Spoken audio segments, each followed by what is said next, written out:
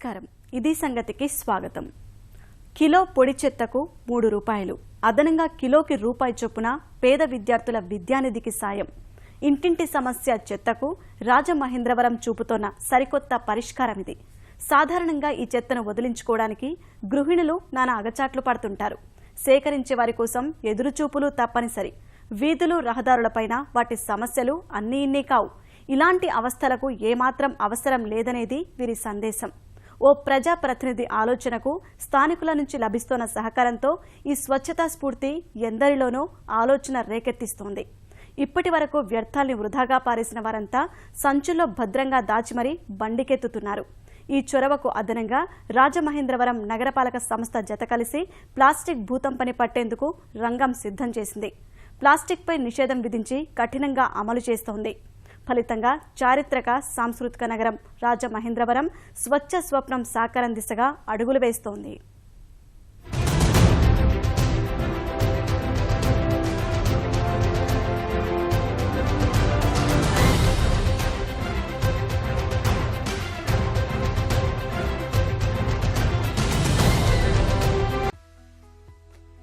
పెరుగుతున్న జనాభాకు అనుగుణంగా ఇళ్ల వ్యర్థాలు నానాటికి అధికంగా ఉత్పత్తవుతున్నాయి. టన్నుల కొద్దీ తయారవుతున్న చెత్త సేకరణ నిల్వ చేయడం కూడా స్థానిక సంస్థలకు పెనుభారంగా మారుతోంది.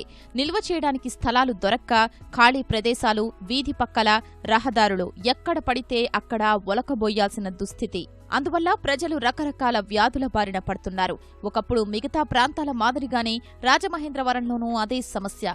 చెత్త వల్ల పరిశుభ్రతకు ఆటంకం ఏర్పడేది. రహదారులు, వీధులు, ఖాళీ ప్రదేశాలు, చివరకు గోదావరిలోనూ చెత్తే దర్శనమిచ్చేది. స్వచ్ఛమైన జలాలు కూడా తీవ్ర కాలుష్యం బారిన పడుతున్నాయి.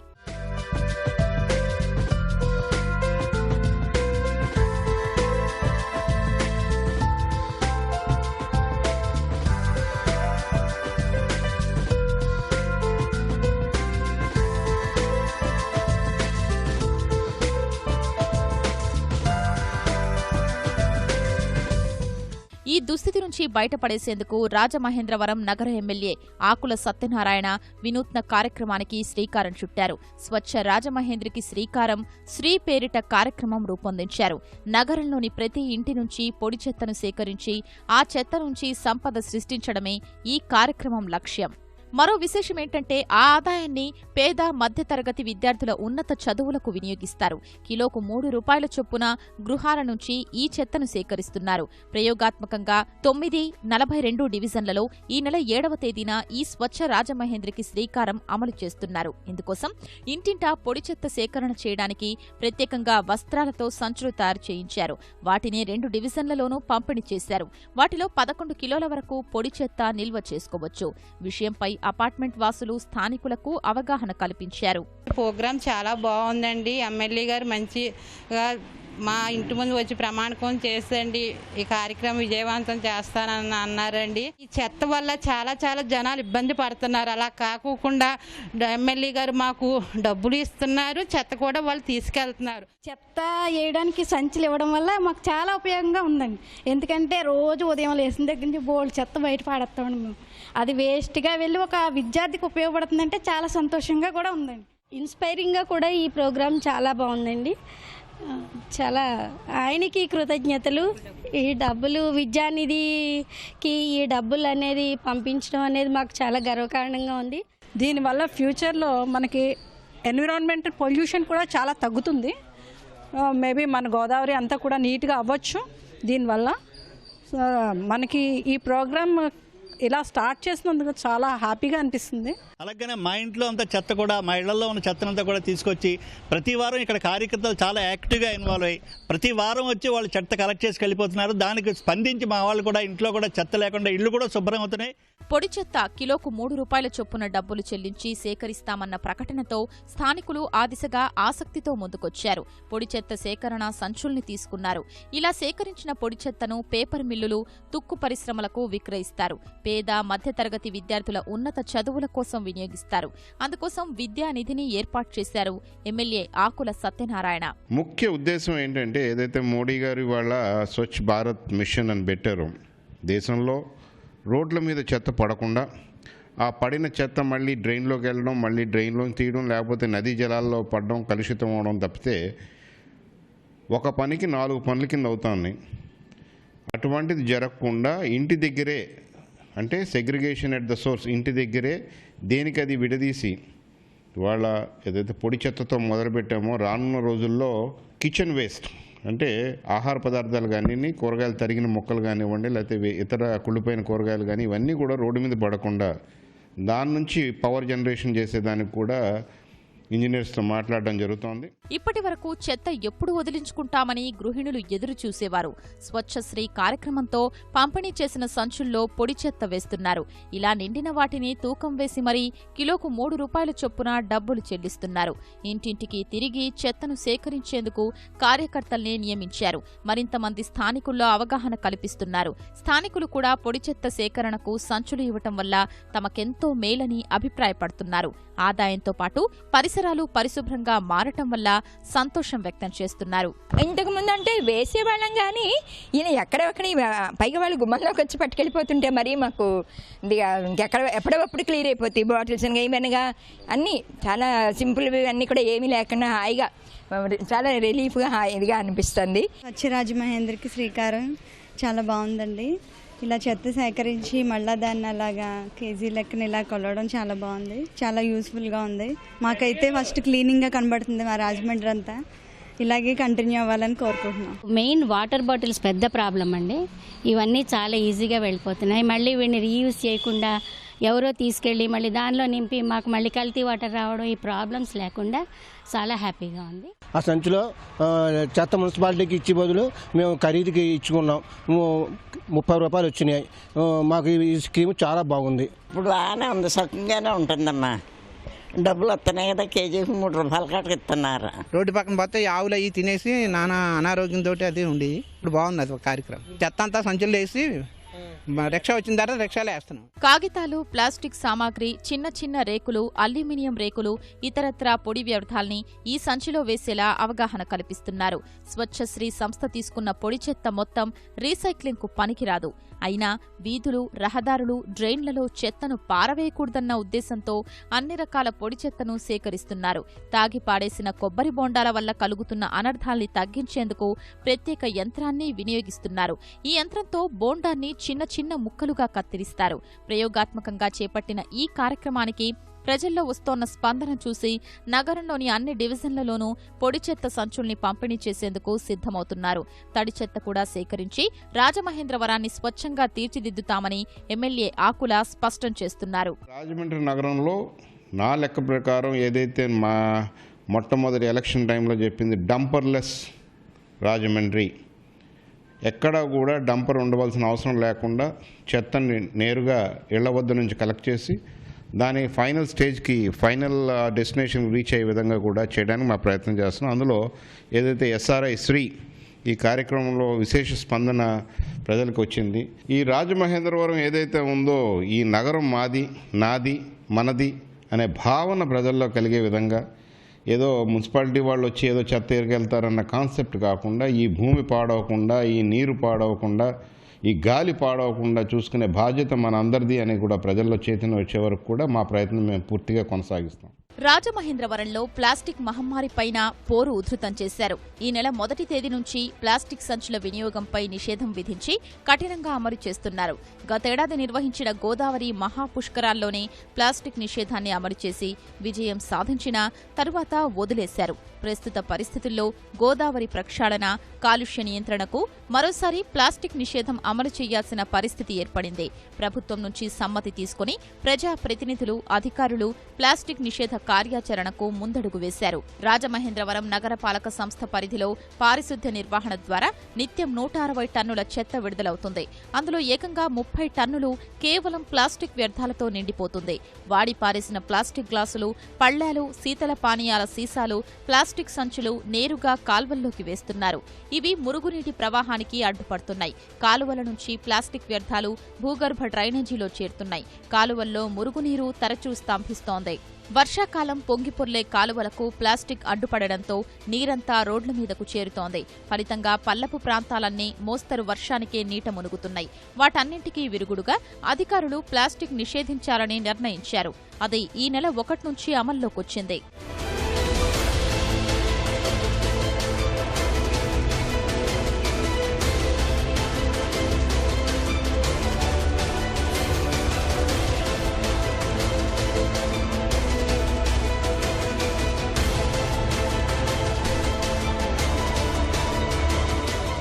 ప్లాస్టిక్ నిషేధం సమర్థ అమలు కోసం శానిటరీ ఇన్స్పెక్టర్లు, మేస్త్రీలు, ఆరోగ్య విభాగం అధికారులతో 24 బృందాలు ఏర్పాటు చేశారు. కేటాయించిన ప్రాంతాల్లో వారు నిత్యం పర్యవేక్షిస్తున్నారు. ప్లాస్టిక్ అమ్మకాల దుకాణాలపై దాడులు నిర్వహించి అపరాధ రుసుం వసూలు చేస్తున్నారు. ప్లాస్టిక్ వినియోగం నిషేధించడమే కాక వాటికి ప్రత్యామ్నాయంపై దృష్టి కేంద్రీకరిస్తున్నారు. ప్లాస్టిక్ సంచుల స్థానంలో కాగితం, గుడ్డ సంచుల్ని వాడుకలోకి తీసుకురావాలని అధికారులు నిర్ణయించారు. శుభకార్యాలకు వినియోగించే ప్లాస్టిక్ వస్తువుల స్థానంలో కాగితం, నార వస్తువులు వినియోగించాలని ఉత్తర్వులు జారీ చేశారు. ప్లాస్టిక్ వస్తువుల అమ్మకాల్లో ఉభయ గోదావరి జిల్లాల్లో రాజమహేంద్రవరం కేంద్రంగా ఉంది. హోల్సేల్ వ్యాపారం అక్కడి నుంచే జరుగుతోంది. అందుకోసం సంబంధిత వ్యాపారులతో సమావేశాలు ఏర్పాటు చేసి అవగాహన కూడా కల్పిస్తున్నారు. మేము కూడా కోఆర్డినేట్ చేసుకుని అవగాహన సదస్సులన్నీ కూడా చెప్తున్నాం. ఏదైతుందో ఈ స్కూల్స్ ఓపెన్ అయిన తర్వాత ఏదైతుందో స్కూల్ చిల్డ్రన్స్తో ర్యాలీస్ కానీ, స్కూల్ దగ్గర అవగాహన కానీ, ఒక ఎస్ఏ కాంపిటీషన్స్ కానీ చేయాలనుకుంటున్నాం. ఒకటి వర్తకులందరూ కూడా చిన్న వర్తకులందరూ కూడా మీటింగ్ పెట్టి వాళ్ళంతా మారిపోయారు. ఏదైతే ఉందో ప్రజల్లోనే కొంచెం దాని అవగాహన కొంచెం పెంచుకుని యూజేజ్లు తగ్గించుకుని ప్రజలంతా సహకరిస్తే కనుక మనకి త్వరలోనే మనకి ప్లాస్టిక్ ఫ్రీగా కూడా చేయడానికి ఆస్కారం ఉంటుంది. ఏదైతే ఉందో అందరూ కోఆపరేట్ చేయాలని రాజమహేంద్రవరం మున్సిపల్ కార్పొరేషన్ నుంచి విన్నపం చేసుకుంటున్నాం. అది మన 1 తారీఖు నుంచి ప్లాస్టిక్ నిషేధం చెప్పారండి. అప్పటి నుంచి మేము ప్లాస్టిక్ కవర్లన్నీ కూడా అమ్మడం మానేసాము. Only cloth bags, jute bags, paper గ్లాసులు అవి అమ్ముతున్నాము. రాయమండ్రి అంతా కూడా అమ్మడం మానేశారండి. క్లాత్ బ్యాగ్స్, ఓన్లీ పేపర్ గ్లాసులు, క్లాత్ బ్యాగ్స్ ఇవి అమ్ముతున్నాము రాయమండ్రి మొత్తానికి కూడా. మొత్తానికి చూస్తే ఇలా ఆదాయంతో కూడిన చెత్త సేకరణ, ప్లాస్టిక్ వినియోగంపై నిషేధంతో రాజమహేంద్రవరం పూర్తి పారిశుద్ధ్యం వైపు పయనిస్తోంది. వర్షాకాలంలో కాల్వల్లో మురుగునీరు సాఫీగా సాగేందుకు అవకాశం కలగనుంది. స్వచ్ఛ భారత్ స్ఫూర్తి నగరాన్ని మరింత పరిశుభ్రంగా తీర్చిదిద్దనుంది. ఈ ప్రయత్నం పూర్తి స్థాయిలో విజయవంతమయ్యి మరింత మందికి స్ఫూర్తిగా నిలవాలని కోరుకుందాం. ఉత్పత్తి రంగానికి ఊతమిస్తామని, తయారీ రంగాన్ని పరుగుపెట్టిస్తామని కేంద్రం ఓవైపు చెబుతుంటే దేశ ఆర్థిక వ్యవస్థలో ముఖ్య పాత్ర వహిస్తున్న ఉక్కు పరిశ్రమ మాత్రం డీలా పడిపోతోంది. దేశీయ తయారీ రంగం మందగించడానికి తోడు నిర్వహణ వ్యయం పెరిగిపోతుండటం ఉక్కు పరిశ్రమల్ని నష్టాల వైపు నెట్టేస్తుంటే దేశాన్ని ముంచెత్తుతున్న చైనా ఉక్కు మరింతగా సంక్షోభంలోకి నెట్టేస్తోంది. నాణ్యత లేని నాసిరకం, తక్కువ ధరకే విపణిలోకి దించుతున్న చైనా దేశీయ ఉక్కు మార్కెట్ను దారుణంగా దెబ్బతీస్తోంది. చైనా దెబ్బకు దేశీయ ఉక్కు దిగ్గజం సెయిల్, విశాఖ ఉక్కు వంటివి 13 ఏళ్ల తర్వాత నష్టాల బాట పట్టాయి. నిర్వహణ, ఉత్పత్తి వ్యయంలో మెరుగ్గా ఉండే ప్రైవేటు పరిశ్రమలు చైనా కాకను తట్టుకోలేకపోతున్నాయి.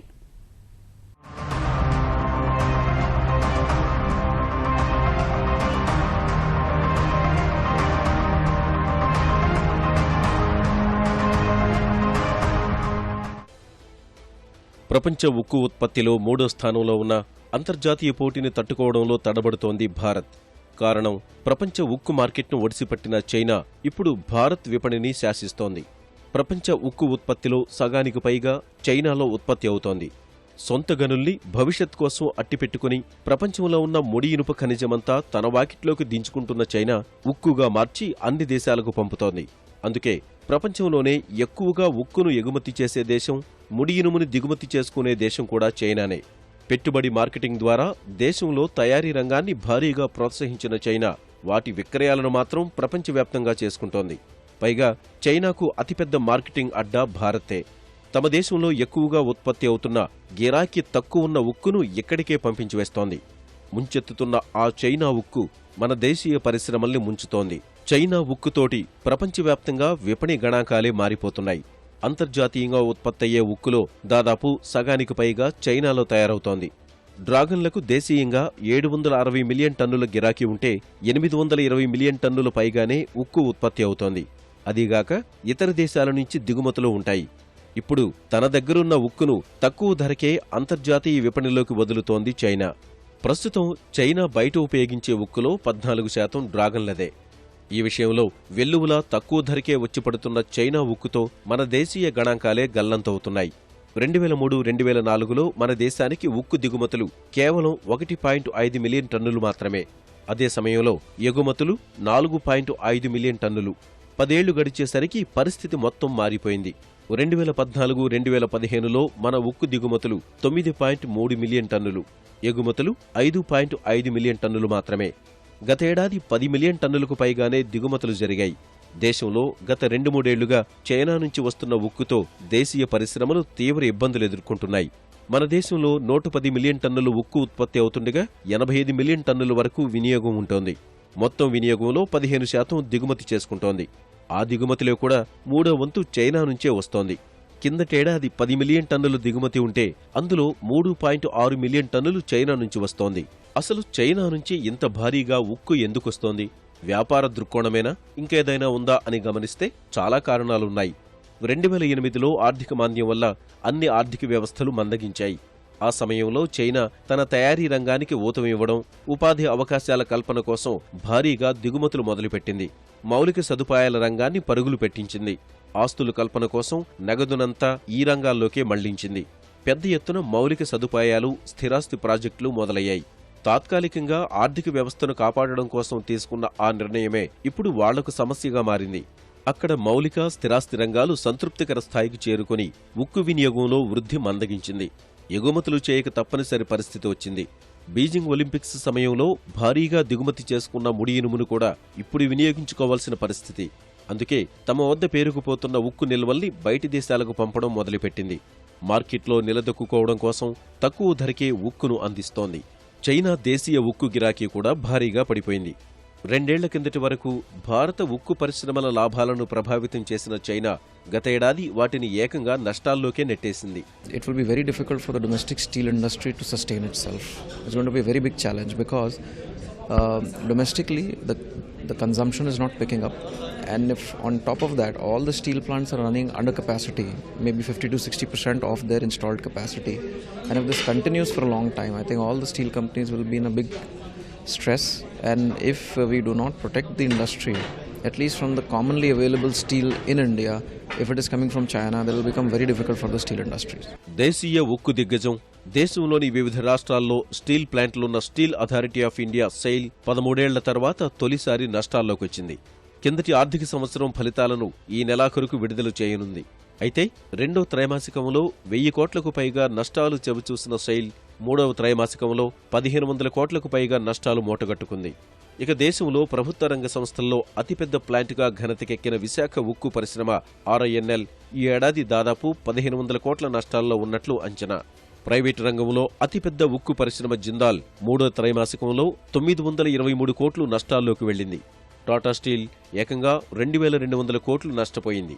ఈ సంక్షోభంతో దేశీయ పరిశ్రమలు తమ గడ్డు పరిస్థితుల్ని ప్రభుత్వం ముందుంచాయి. పరిస్థితి ఇదే విధంగా కొనసాగితే ప్లాంట్లు నడపలేమనే పరిస్థితికొచ్చాయి. కేంద్ర ప్రభుత్వం కూడా నష్ట నివారణ చర్యగా ఫిబ్రవరిలో ఉక్కు దిగుమతులపై సుంకం పెంచింది. ఫలితంగా పరిస్థితిలో కొద్దిగా మార్పు వచ్చింది.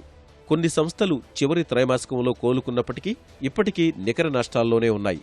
దిగుమతి సుంకం పెంచిన తర్వాత చైనా ఉక్కు ఉత్పత్తులు మార్కెట్లో టన్ను 28,000 రూపాయల నుంచి అందుబాటులో ఉంటున్నాయి. దేశంలో ఏ పరిశ్రమ కూడా ఆ ధరకు ఉత్పత్తి చేయలేకపోతోంది. చైనాలో మనకి చాలా అబండెంట్గా స్టీల్ దొరుకుతుంది, చాలా చీప్ ప్రైసెస్కి. దాని ఎఫెక్ట్ ఇండియాలో చాలా పడింది. పెద్ద పెద్ద కంపెనీలే లాభాల బాటలోంచి నష్టాల బాటలోకి వెళ్ళారు. కానీ వెంటనే గవర్నమెంట్ స్పందించి MIP మినిమం ఇంపోర్టెడ్ ప్రైస్ పెట్టారు. అది ఆగస్టు వరకు వర్తిస్తుంది. దానివల్ల మన వాళ్ళు 3,000 రూపాయల డిఫరెన్స్ ఉన్నది ఇప్పుడు 1,500 రూపాయల డిఫరెన్స్ అయి పుంజుకోగలిగారు. మిగతా దేశాలది ఇదే సమస్య. దీంతో తప్పనిసరి నష్టాలకు అమ్ముకోవాల్సి వస్తోంది. చైనా దెబ్బకు టాటా స్టీల్ యూరోప్ ప్లాంట్నే వదులుకోవాల్సి వచ్చింది. బ్రిటన్లోకి కోరస్ స్టీల్స్ కొనుగోలు చేయడం ద్వారా ప్రపంచంలో ఉక్కు దిగ్గజాల్లో ఒకటిగా అవతరించిన టాటా స్టీల్ సరైన గిరాకీ లేక సంస్థలో చాలా భాగం విక్రయించాల్సి వచ్చింది. ఎందుకంటే టాటా యూరోప్ విభాగానికి ప్రధాన విపణి చైనానే. కానీ అక్కడ వినియోగం తగ్గిపోవడమే కాక తిరిగి చైనా ఉక్కు యూరోప్ను ముంచెత్తడం వల్ల టాటా యూరోప్ గ్రూప్ దాదాపు 1,00,000 కోట్ల రూపాయల నష్టాల్లోకి వెళ్లిపోయింది. అందుకే క్రమంగా ఒక్కో యూనిట్ను విక్రయించుకుంటూ వస్తోంది టాటా గ్రూప్. ప్రపంచంలోనే అతిపెద్ద వినిమయ విపణిని సృష్టించి ప్రబల ఆర్థిక శక్తిగా ఎదిగిన చైనా ఇలా నెమ్మదించింది. డ్రాగన్ ఆర్థిక గోడకు బీటలు వారాయి. తగ్గట్టే 20 ఏళ్ల పాటు దూసుకెళ్లిన చైనా కిందటేడాది 25 ఏళ్లలో అత్యంత తక్కువ వృద్ధి రేటు నమోదు చేసింది. ప్రపంచ ఆర్థిక మందగమన పరిస్థితుల ప్రభావం ఒక్కొక్కటిగా ఒక్కో రంగంపై పడుతూ రావడం చైనాకు ఇబ్బందికరంగా మారిపోయింది. మొదట అమెరికా విపణి కురింగిపోవడం, ఆ వెంటనే యూరప్ డీలా పడిపోవడం, 2012లో వచ్చిన మాంద్యం ఇవన్నీ ప్రభావం చూపాయి. అవసరానికి మించిన ఉత్పత్తులతో ధరలు పతనమైపోయాయి. ఎక్కడికక్కడ మార్కెట్లో వస్తువులు మిగిలిపోయి చైనా ఉత్పత్తులకు గిరాకీ తగ్గిపోయింది. ఈ పరిస్థితి నుంచి బయటపడి తమ ఎగుమతులకు ప్రోత్సాహం ఇవ్వడం కోసం చైనా గత ఆగస్టులో యువాన్ విలువను తగ్గించుకుంది. ఆ పరిణామాలతో చైనా ఎగుమతులు కాస్తంత మెరుగుపడగా మన ఉక్కు పరిశ్రమలు మరింత డీలాపడ్డాయి. భారత్ నుంచి ఎగుమతయ్యే ముడి ఇనుము, ఉక్కులో చైనా వాటా ఎక్కువ. యువాన్ పడిపోవడం వల్ల ఆ రకంగానూ వాటికి నష్టం జరిగింది. ఇలా 2 విధాలుగా చైనా భారత్ను దెబ్బకొట్టింది. భారతదేశం అన్ని స్టీల్ ప్లాంట్లు కూడా ఈరోజు స్టీల్ సంక్షోభం ఎందుకు ఎదుర్కొంటున్నారంటే, చైనాలోని వచ్చిన చైనా కానీ, సౌత్ కొరియా కానీ, జపాన్ వాళ్ళు కానీ వారు ఉత్పత్తికే 24,000 25,000 పడుతుంది. మన దేశం అంతా కరెన్సీతో కంపేర్ చేస్తే సుమారు 24,000-25,000 రూపాయలు ప్రొడక్షన్ కాస్ట్ అవుతుంది. ప్రొడక్షన్ కాస్ట్ కంటే వారు తగ్గించి మన భారతదేశం డంప్ చేసి అమ్మేస్తున్నారు. అందువల్ల ఏదైతే చీప్ వస్తుందో దానికి కస్టమర్స్ దానికి వెళ్ళడానికి ప్రిపేర్ చేస్తారో ఆ విధంగా ఈ చైనా డంపింగ్ వల్ల చాలా ప్రమాదం ఏర్పడింది. ఈ పరిస్థితుల్లో దేశీయ ఉక్కు పరిశ్రమను కాపాడాలంటే దిగుమతి సుంకాలు విధిస్తే సరిపోదు. దిగుమతుల్ని నియంత్రించగలగాలి. దేశంలోనూ ఉక్కుకు గిరాకీ పెంచాలి. చైనాతో పోలిస్తే మన తలసరి ఉక్కు వినియోగం ఎన్నో రెట్లు తక్కువ. అది క్రమేణా పెంచగలిగితేనే దేశీయ ఉక్కు పరిశ్రమలు నిలబడగలుగుతాయి. మరోవైపు చూస్తే 2 ఏళ్ల నుంచి మౌలిక సదుపాయాల గురించి భారీగా ప్రకటనలు వస్తున్నా అవి పట్టాలకెక్కడం లేదు.